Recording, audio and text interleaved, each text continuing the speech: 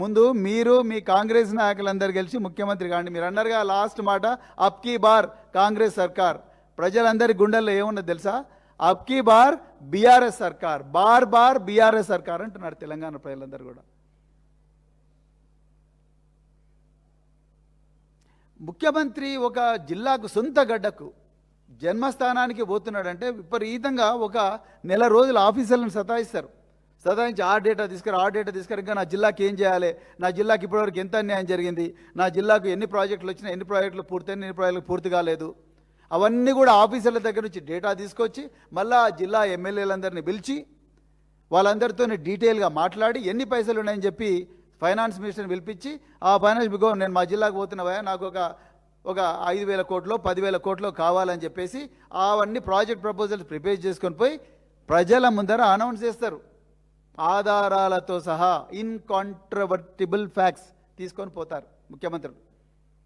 మీరు ఏమి ఒకరోజు ముందు శనివారం సాయంత్రం సరదాగా శనివారం హరిహర వీరమల్లు లాంటి సినిమాలు చూసి మరుసటి రోజు ఈ ఏమంటారు ఈ పాలమూరు రంగారెడ్డి జిల్లాకు పోతే ఏముంటుంది ఆడ, మాటలు ఎట్లొస్తే అట్లనే వస్తాయి. మీరు కొంచెం సీరియస్గా చేయండి. మీరు మొన్న ఏమన్నారు వేటి న్యూస్ కాంక్లేవ్లో, నేను 18 గంటలు పనిచేస్తుంటే మా ఆఫీసర్లు చెమటలు వచ్చి అమ్మో వద్దురా బాబు ఈ సీఎం రివ్యూలు అని చెప్పేసి పారిపోతున్నారు అని అన్నారు. మీరు 18 గంటలు రివ్యూ ఏం చేస్తున్నారో రేవంత్ రెడ్డి గారు మాకు తెలియదు, కానీ మొత్తం తెలంగాణ అంతా గంజాయి గంజాయి గంజాయి, ఎక్కడ చూడు గంజాయి. నిన్న మేము సంజీవయ్య నగర్ పోయినాం. సంజీవయ్య నగర్ పోతే రాత్రి 11 గంటలకు ఒక యువకుని కత్తులతోని పొడవడానికి ప్లాన్ చేస్తుంటారు.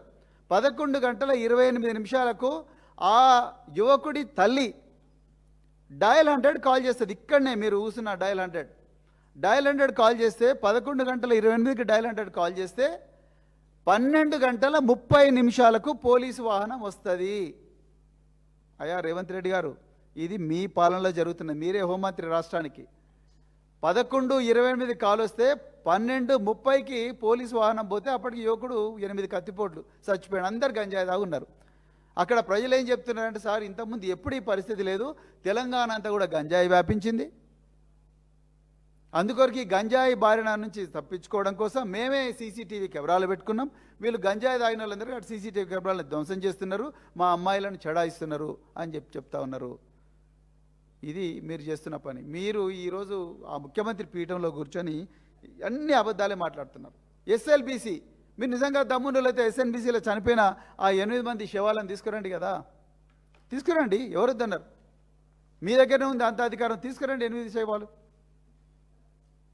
మీ కాంగ్రెస్లు ఇంతకుముందు నిరంజన్ రెడ్డి గారు చెప్పినట్టుగా మీ కాంగ్రెస్ల వల్లనే మహబూబ్ నగర్ జిల్లా అనేది ఎడారైంది. కేసీఆర్ గారు మళ్ళీ ఆ ఎడారైన ప్రాంతాన్ని మళ్ళీ సస్యశ్యామలంగా చేసిండు. ఇంకా రాబోయే రోజులు ఇంకా బాగా చేస్తాం. కానీ మీరు దయచేసి మీకు రిక్వెస్ట్ ఏంటంటే, మీరు 4 లక్షల జీతం తీసుకొని 9 వాహనాల కాన్వాయ్లో తిరుగుతూ సెక్రటరియట్లో 6వ ఫ్లోర్లో కూర్చొని దయచేసి అబద్ధాలు మాట్లాడకండి, బాధ్యతాయుతంగా మాట్లాడండి. మీరు అవసరం అనుకుంటే డిబేట్కి రండి. పిల్లల మరి దగ్గర చేద్దాము, లేదు కురుమూర్తి దేవాలయం దగ్గర చేద్దాము, లేకపోతే అమరాబాద్ అడవులలో చేద్దాము, లేకపోతే మీ ఊరైనా కొండారెడ్డిపల్లిలో చేద్దాము. ఆ సాయిరెడ్డి ఆత్మ కూడా చూస్తుంది, చచ్చిపోయిన సాయిరెడ్డి ఆత్మ.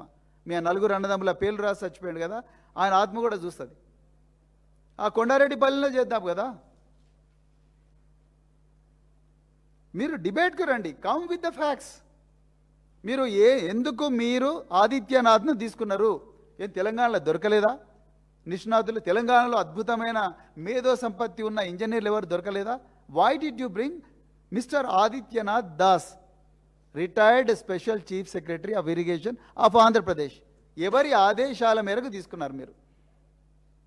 గతంలో గ్రీకు సామ్రాజ్యంలో ట్రాయ్ అనే నగరాన్ని 10 సంవత్సరాలు దాని శత్రువులు ఎంత యుద్ధం చేసినా కూడా దాన్ని ఆక్రమించకుండా పోతారు. అప్పుడు వాళ్ళు ఒక కొయ్య గుర్రాన్ని తయారు చేస్తారు, దాన్నే ట్రోజన్ హార్స్ అంటారు. ఆ కొయ్య గుర్రంలో తమ సైనికులందరినీ కూడా ఎక్కించి ఆ గేట్ల దగ్గరికి తీసుకుపోయి, ఇగో మీకు గుర్రం తీసుకొచ్చినామంటే ఆ ట్రాయ్ సైనికులు, ట్రాయ్లో ఉండే ప్రజలందరూ కూడా అమ్మ మాకు గుర్రం వచ్చిందని చెప్పి గేట్లు ఓపెన్ చేస్తారు. ఆ కొయ్య గుర్రం లోపలికి పోతుంది, లోపల పోయిన తర్వాత ఆ కొయ్య గుర్రం లోపల నుండి సైనికులందరూ దిగి ట్రాయ్ పట్టణాన్ని నాశనం చేస్తారు. ఎగ్జాక్ట్గా తెలంగాణలో అదే జరుగుతూ ఉన్నది. కేసీఆర్ గారు 14 సంవత్సరాల పోరాటం చేసి, వీరోచిత పోరాటం చేసి, గతంలో జరిగిన తప్పులు జరగకుండా తెలంగాణను తీసుకొచ్చి, తెలంగాణను ఒక దుర్భేద్యమైన కోటగా, ట్రాయ్ లాంటి ఒక దుర్భేద్యమైన కోటగా నిర్మించి, దానికి పెద్ద గేట్లు పెట్టి ఈ సంపద ఎక్కడికి కూడా పోకూడదు, తెలంగాణ ప్రజలకే చెందాలని చెప్పేసి ట్రాయ్ లాగా నిర్మిస్తే, చంద్రబాబు నాయుడు పైన నరేంద్ర మోడీ, గుజరాతీ కాబూలీవాలాలు వీళ్ళందరూ కలిసి కొయ్యగుర్రం లాంటి ఒక కొయ్యగుర్రాన్ని, మీలాంటి వారిని ఒక ట్రోజన్ అంటే కొయ్యగుర్రం లాగా మిమ్మల్ని తయారు చేసి 6 గ్యారంటీల ఆశ చూపించి ఆ గేట్లు ఓపెన్ చేయించి లోపలికి తీసుకొచ్చారు. తెలంగాణ ప్రజలు అమాయకులు కాబట్టి మీ మ్యాలీషియస్ ఫైల్స్ ఎట్లయితే మనకు సెల్ ఫోన్లలో, ఈమెయిల్లో మెసేజ్లు వస్తాయి కదా, ఇంట్లో కూర్చొని డబ్బులు సంపాదించండి, బెట్టింగ్ యాప్స్ లేకపోతే ఫ్రీ గేమ్ సాఫ్ట్వేర్ అని వస్తాయి కదా, రాగానే మనం నిజమనుకొని క్లిక్ చేస్తాం. క్లిక్ చేయగానే మన కంప్యూటర్, మన సెల్ ఫోన్లో వైరస్ వచ్చేస్తుంది. ఆ విధంగా మీరు లోపలికి ఎంటర్ అయినారు తెలంగాణలో. చంద్రబాబు నాయుడు గారి ఆలోచనలు, వారి ప్లాన్స్ ఇవన్నీ కూడా మీ ద్వారా తెలంగాణ సెక్రటరియేట్కు వచ్చినాయి.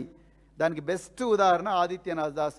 రేవంత్ రెడ్డి గారు నిజంగా మీకు తెలంగాణ మీద ఏమైనా ప్రేమ ఉంటే, మరి ముఖ్యంగా పాలమూరు మీద ప్రేమ ఉంటే, ఈరోజే ఆదిత్యనాథ్ దాస్ను ట్రాన్స్ఫర్ చేయండి. ట్రాన్స్ఫర్ కాదు, సారీ, డిస్మిస్ చేయండి, టెర్మినేట్ చేయండి, జీవో ఇవ్వండి ఈరోజే. ఇంతకుముందు నిరంజన్ రెడ్డి గారు అన్నారు, చంద్రబాబు నాయుడు గారు ఎవరండి మాకు ఎన్ఓసి ఇవ్వడానికి? ఆయన ఎవరు? మా భూమి, ఇది మా నీళ్ళు, మా జాగీరు, ఆయన ఎవరు ఇవ్వడానికి?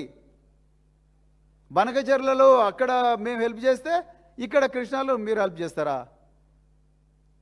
అందుకొరకేనా మీరు మేడిగడ్డ రిపేర్ చేయకుండా ఉన్నది? ఎవరి చెవుల పూలు పెడుతున్నారు రేవంత్ రెడ్డి గారు మీరు? అంతా ఈ డ్రామా అని తెలుసు. తెలంగాణ ప్రజలందరికీ నేను చేతులు జోడించి ఒక్కటే కోరుకుంటున్నా, ఈ డ్రామాను దయచేసి గుర్తించండి. హరిహర వీరమల్లు సినిమాకు మొత్తం కూడా టికెట్ల ధర పెంచుకోవచ్చని జీవో ఇచ్చింది ఎవరు? పవన్ కళ్యాణ్ను తెలంగాణకు రప్పించింది ఎవరు? మళ్ళీ పంపించింది ఎవరు? మళ్ళీ రప్పించింది ఎవరు?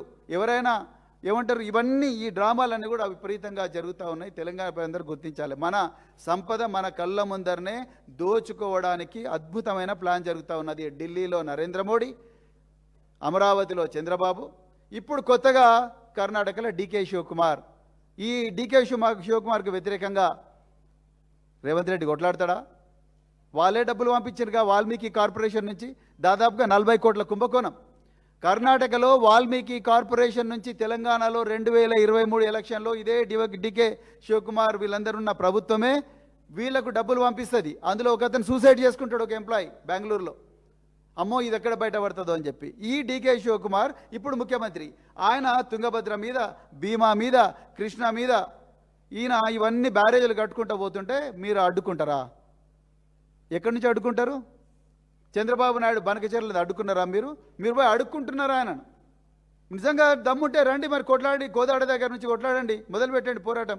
కోదాడ దగ్గర నుంచి, జంగారెడ్డిగూడెం దగ్గర నుంచి, అశ్వరావుపేట నుంచి మొదలుపెట్టండి పోరాటం. లేకపోతే ఇక్కడ నుంచి మొదలుపెట్టండి, అలంపూర్ నుంచి.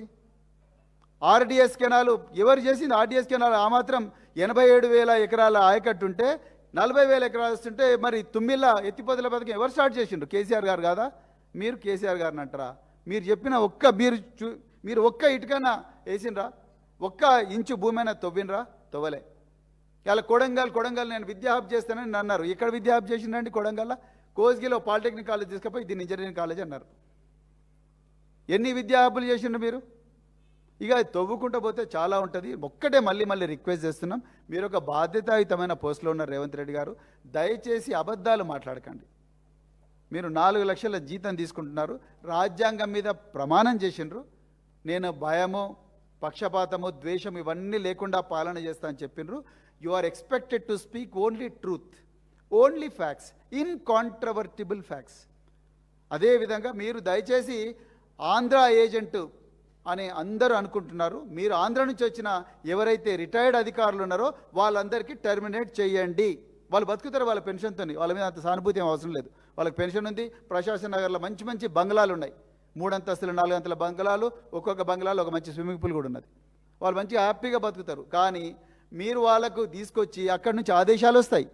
అంటే డిజిటల్ అరెస్ట్ ఎట్లయితే చేస్తారు చూసిండ్రా సైబర్ క్రిమినల్స్, వాడు ఎక్కడో నైజీరియాలో ఉంటాడు, ఇక్కడ కూర్చొని డైరెక్ట్గా నువ్వు అది చేయి ఇది చేయి అని చెప్పి మన దగ్గర డబ్బులన్నీ దోచుకుంటాడు కదా. ఆ విధంగా తెలంగాణ సంపద అంతా కూడా చంద్రబాబు నాయుడు, నరేంద్ర మోడీ దోచుకోవడానికి ప్రయత్నం చేస్తున్నారు. మేము ఎట్టి పరిస్థితుల్లో కూడా దీన్ని ఒప్పుకోము. తెలంగాణ ప్రజలందరూ కూడా దీన్ని గుర్తించాలని చెప్పేసి కోరుకుంటున్నాను. జై తెలంగాణ, జై కేసీఆర్.